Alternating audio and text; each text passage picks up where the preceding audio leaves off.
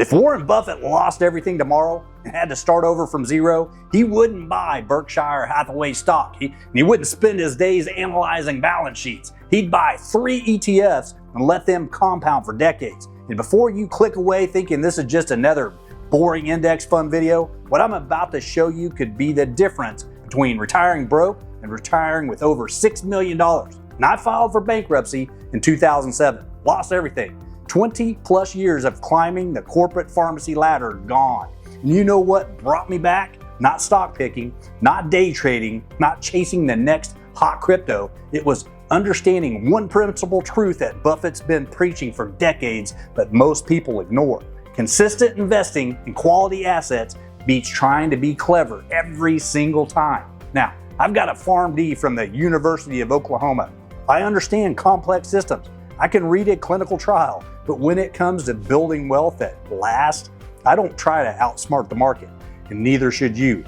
Today, I'm breaking down exactly which 3 ETFs Warren Buffett would buy if he were starting over in 2026. And more importantly, I'm showing you the math that turns modest monthly investments into millions.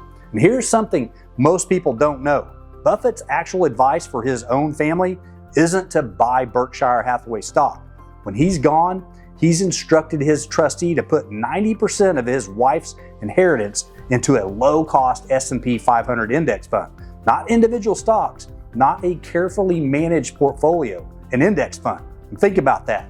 The greatest stock picker of all time is telling the people he loves most to do the opposite of what he does. Why? Because what works for someone who reads 500 pages a day and has spent 75 years mastering business analysis doesn't work for regular people. And he's honest enough to admit it. And over 90% of professional fund managers can't beat a simple index fund over 15 years. These are people with Harvard MBAs, team of analysts, and supercomputers. If they can't beat the market consistently, what makes you think you can? So let's get into it. The 3 ETFs I'm buying for my own portfolio, the same 3 Buffett would buy if he were starting from scratch.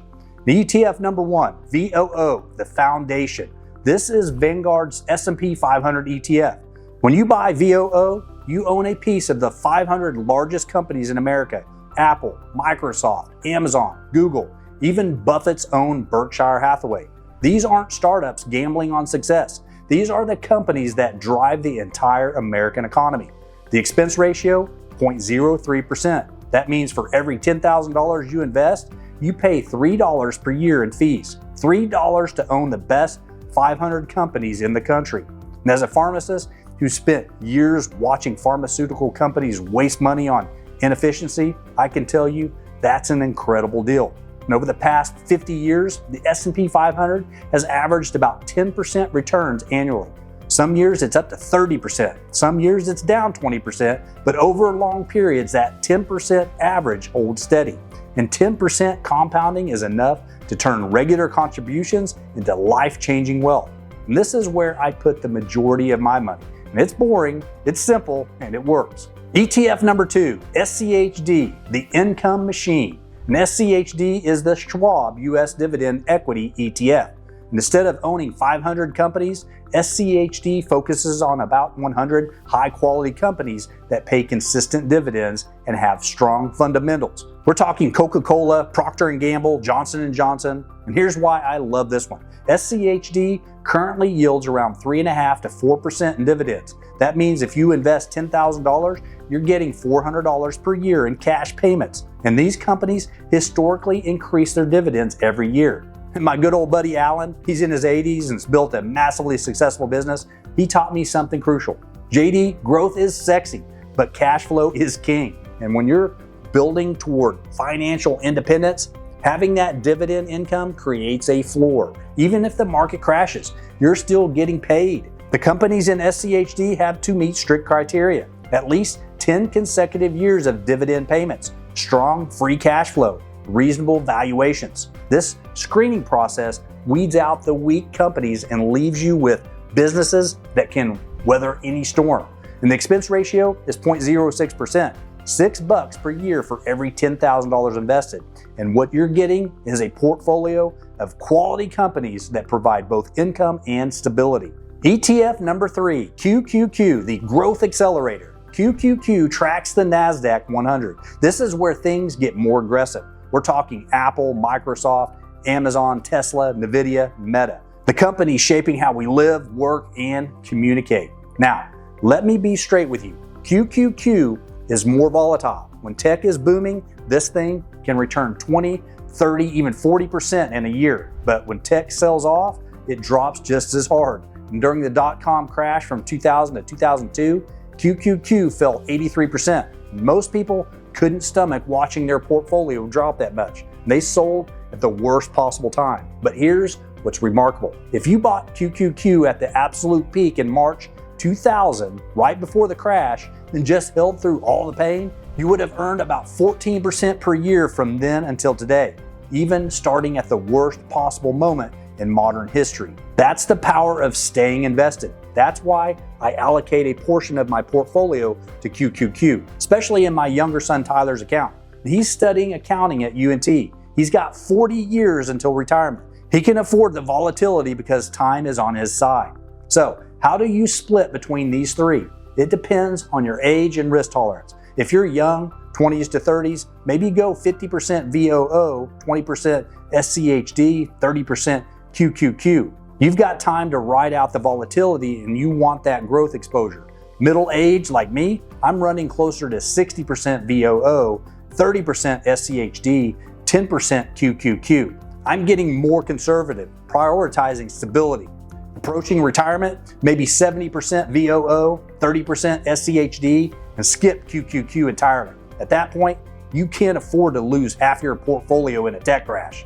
Let me show you the math that makes this work. This is where people's eyes usually glaze over, but this is where the actual magic happens. Let's say you're 30 years old. You've got $10,000 saved up. Not a lot, but it's a start. You commit to adding $833 per month. That's $10,000 per year. Not easy for everyone, but achievable if you make it a priority.